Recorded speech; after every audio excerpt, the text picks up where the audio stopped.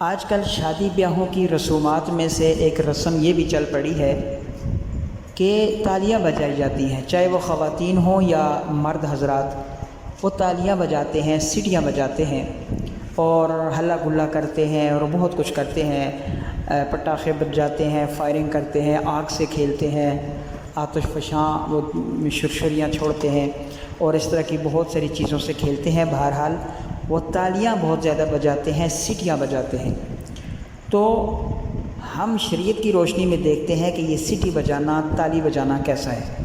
اللہ تعالیٰ قرآن مجید کے اندر فرماتے ہیں وَمَا كَانَ صَلَاتُهُمْ عِنْدَ الْبَيْتِ إِلَّا مُكَاءً وَتَصْدِيَةً، اور ان لوگوں کی نماز خانہ کعبہ کے پاس سیٹیاں اور تالیاں بجانے کے سوا کچھ نہ تھا۔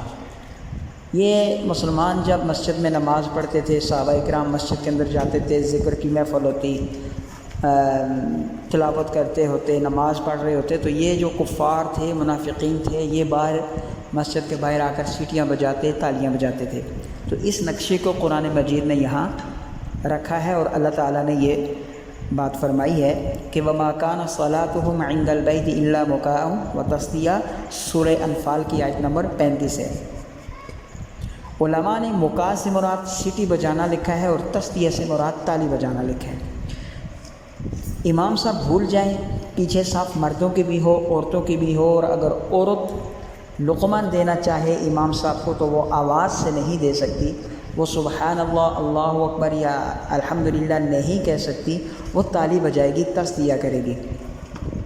تو تصدیہ، تالی بجانا یا تو عورت کا کام ہے، اور عورت تالی تب بجائے گی کہ جب اس کی آواز غیر محرم مردوں تک نہیں جائے گی، اس کی تالی کی آواز، یا پھر یہ کفار کا شیوہ ہے۔ مسلمان ہو، مرد ہو، اس کا شیوہ تالی بجانا نہیں ہے۔ اس کا کم از کم حرام، مکروہ ہونا تو ثابت ہے ہی ہے، لیکن حرام ہونا بھی ثابت ہے کہ یہ کفار کا شیوہ تھا، جیسا کہ آیت میں بیان کیا گیا ہے۔ تو کفار جو تھے وہ تالیاں بجاتے تھے، تو اللہ کے نبی صلی اللہ علیہ وسلم نے فرمایا کہ خالف المشرکین، مشرکین کی مخالفت کرو۔ ہر معاملے کے اندر مشرکین کی مخالفت کرنی ہے۔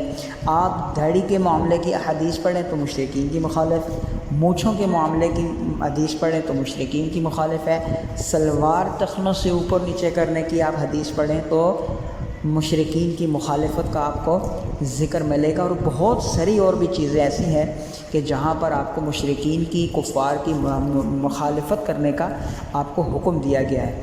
تو اس لیے شادی بیاہوں کے اندر، شادی جو کہ ایک سراسر عبادت ہے، جس طرح قرآن مجید کے اندر نماز کا ذکر ہے، وَأَقِیمُوا الصَّلَاةَ، نماز قائم کرو، نماز پڑھنے کا حکم ہے، اسی طرح وَأَنكِحُوا اور فَانكِحُوا حکم ہے قرآن مجید کے اندر نکاح کرنے اور نکاح کروانے کا۔